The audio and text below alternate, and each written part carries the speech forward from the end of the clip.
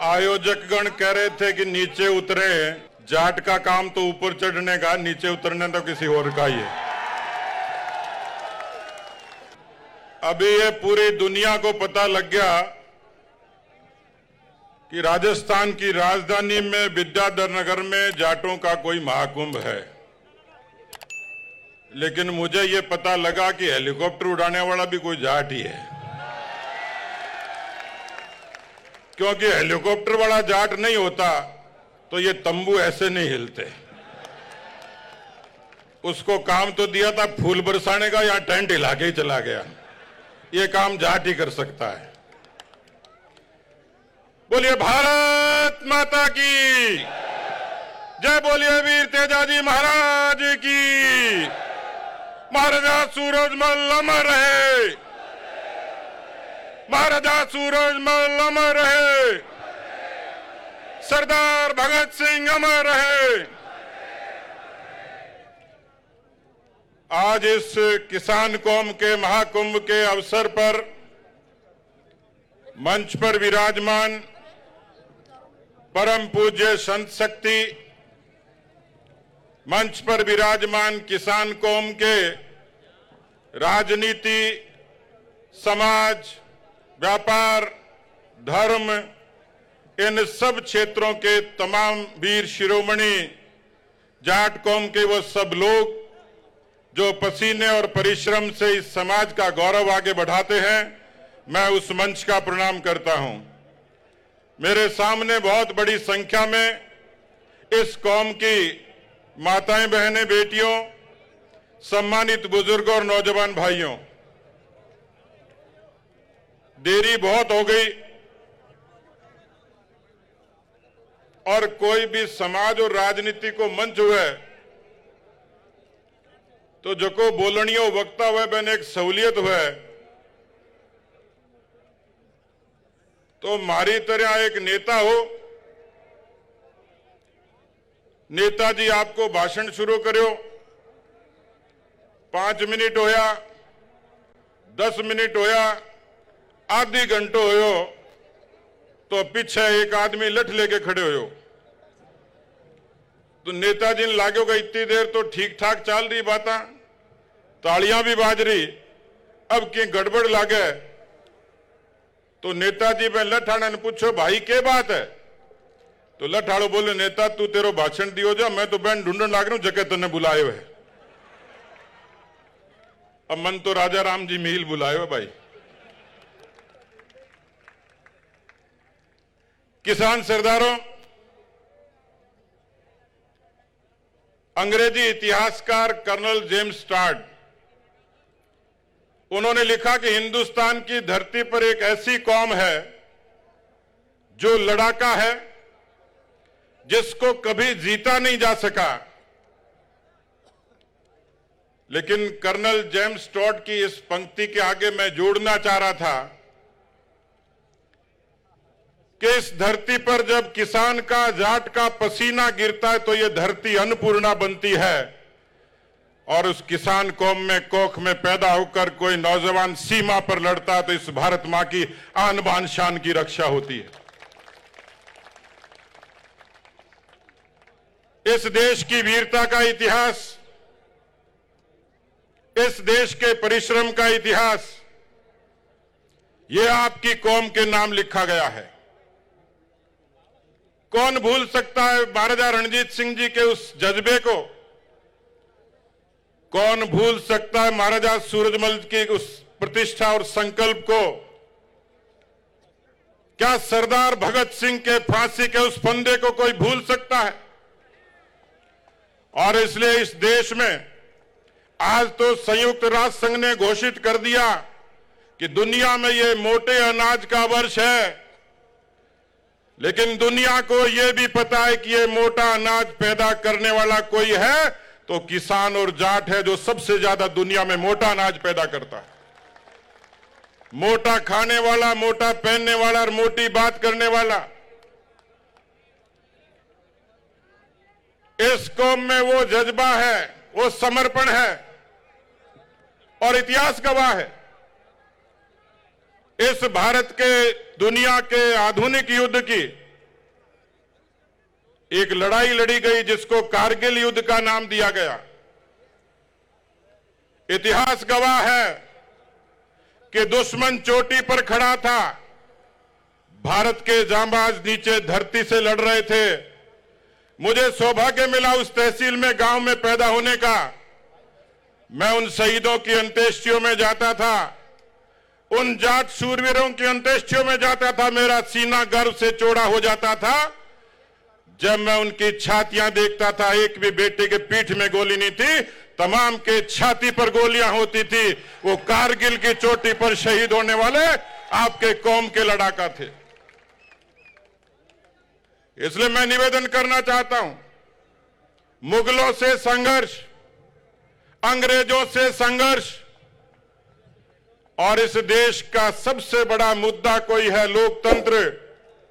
उस लोकतंत्र का रक्षण करने का काम किसी ने किया तो आपकी किसान कौम ने किया। इस देश के लोकतंत्र को ताकत देने का काम किया। इस देश के गांव के लोकतंत्र को, गांव के सद्भाव को जिंदा रखने का, गांव को स्वावलंबी बनाने का, गांव को आत्मनिर्भर बनाने का राजनीति की बेड़ियां तोड़कर किसी ने किया तो आपकी कौम ने किया, जाट कौम ने किया। और इसलिए किसान सरदारों में निवेदन करना चाह रहा हूं, थोड़ा समय की नजाकत देखिए। ये लड़ाई लटकी नहीं है, ये लड़ाई बुद्धि कौशल की है। हम किसी से कम नहीं है, न परिश्रम में, न खेती में, न जज्बे में, न देशभक्ति में। और मैं इसलिए निवेदन करने के लिए आपके बीच में आया हूं, आप इतना ही समझ लीजिए, मैं तो चूरू जिले के एक छोटे से किसान के घर में पैदा हुआ हूं और पिछले 35 वर्षों से राजनीति में हूं। मेरी मां ने मुझे संस्कार दिए, मेरे माता पिता ने संस्कार दिए, मेरे पुरखों ने संस्कार दिए। मैं भी स्वतंत्रता सेनानी परिवार से आता हूं। मैंने वो सब देखा जो एक गरीब व्यक्ति देखता है। भूख देखा, अपमान देखा, तिरस्कार देखा, विरोध देखा, संघर्ष देखा। और जब पहली बार रेलगाड़ी से जयपुर की धरती पर उतरा तो यथा समुद्र देखकर मन में यह कल्पना आई थी कि शायद इस शहर में मेरी जगह नहीं है। मैं उस शहर और गांव की मानसिकता से भी लड़ा, लेकिन किसान के परिश्रम की, किसान के मेहनत की और किसान के ईमानदारी की ताकत क्या होती है, आज मैं दुनिया की सबसे बड़ी पार्टी के सबसे बड़े प्रदेश का अध्यक्ष बना हूं तो ये तमाम किसान कौम की उस मेहनत का, उस आशीर्वाद का परिणाम है। हमारे खून में देशभक्ति है, हमारे खून में आस्था है, और इसीलिए मैं 2-2 बार राम जी की सेवा के लिए गोलियों का मुकाबला करते हुए कार सेवा में चला गया। हम तिरंगे को प्यार करते इसलिए मैं कश्मीर की घाटी पर चला गया। 7 दिन सेंट्रल जेल में रहा। मैंने ये जज्बा पाया तो मेरी कौम के खून से पाया है, उनके आशीर्वाद और संस्कारों से पाया है। और इसलिए किसान सरदारों, नौजवान भाइयों, समय की नजाकत को समझिएगा। जो जाट गांव में सोशल इंजीनियरिंग के लिए जाना जाता था, सामाजिक सद्भाव के लिए जाना जाता था, जो परिश्रम, मेहनत और ईमानदारी, देशभक्ति के लिए जाना जाता था, हमारा चरित्र वही है और ताकत भी वही है। इसलिए 36 कौम के साथ, हमारी उन किसान कौमों के साथ, हमारे गांव की माटी की वो तमाम कौमें जो पंचायती राज में आपके पीछे खड़ी होती थी, उनमें भेद पैदा करने की कोशिश हुई है। इस नजाकत को समझिए, बुद्धि कौशल का इस्तेमाल करिए।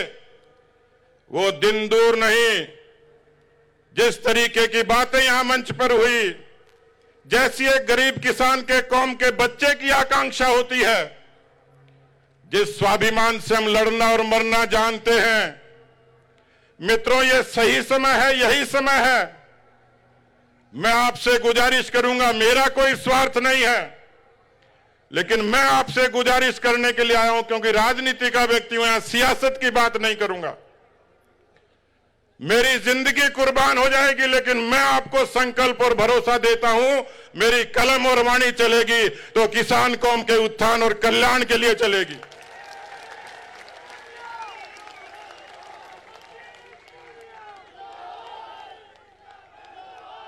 इसलिए मैं आपसे निवेदन करने के लिए आया हूं। समय बदल गया। बड़ी खुशी होती है कि एक बेटी, एक बहन, एक नौजवान गांव में संघर्ष करता है, नौकरी के सपने देखता है, कितना उसको तकलीफ होती है। लेकिन मैं आप लोगों को निवेदन करना चाहता हूं, मैं आप सब लोगों को यह निवेदन करना चाह रहा हूं, यह खुशी तब होती है कि जब हमारी बेटियां फाइटर प्लेन उड़ाती हैं और पूरी दुनिया में आपका नाम रोशन करती हैं। हमारे यहां कहा जाता है, हालांकि आप सब लोगों ने कुरीतियों से भी संघर्ष किया है, आप सब लोगों ने नवाचार को भी अपनाया है, लेकिन अभी भी समाज में जो कुरीतियां उनको ठोकर मारिए। हमारे यहां कहा जाता है कि जब एक बेटी पढ़ती है, एक बेटी बढ़ती है, दो घरों को संस्कारित करती है। किसान कौम की मातृशक्ति ने ही वही करामात की है, अपनी कौख से ऐसी प्रतिभाएं पैदा की हैं। मैं अपनी बात को खत्म करूंगा। मैं 2019 में लंदन गया पहली बार, मिस कम्युनिकेशन हुआ, मुझे लेने के लिए जो आने वाले थे वो पहुंच नहीं पाए। मैं विदेश की धरती पर पहली बार गया, मुझे घबराहट भी थी। इतने में से मैंने एक देखा कि एक नौजवान एक गुलदस्ता लेके मेरी तरफ बढ़ा। उसने अपना परिचय दिया, गुलदस्ता दिया, ये कहा कि लंदन में आपका स्वागत है। मैंने कहा भाई कौन हो? वो झुंझुनू जिले का जाट था जो किसी एमएनसी में नौकरी करता था, जिसने मुझे वहां स्वीकार किया। हम किसी से कम नहीं है, इसलिए आपके बारे में कवि ने कहा है, जब हम उछलते हैं तो आसमां उछलता है, जब हम उछलते हैं तो आसमां उछलता है, जब हम मचलते हैं तो तूफान मचल उठते हैं। हमें बदलने की कोशिश न कर जमाने, जब हम बदलते हैं तो इतिहास बदल उठते हैं।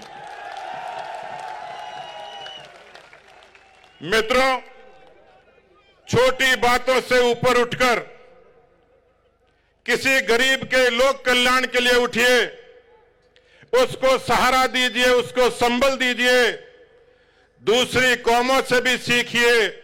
मैं इतना ही निवेदन करूंगा कि ये सदी आपका इंतजार कर रही है। हम सब लोग मिलकर एक ताकत बनकर इस समाज और देश में अपनी प्रतिष्ठा को, कौम के सम्मान को आगे बढ़ाएंगे। बहुत बहुत धन्यवाद। जय हिंद, जय भारत।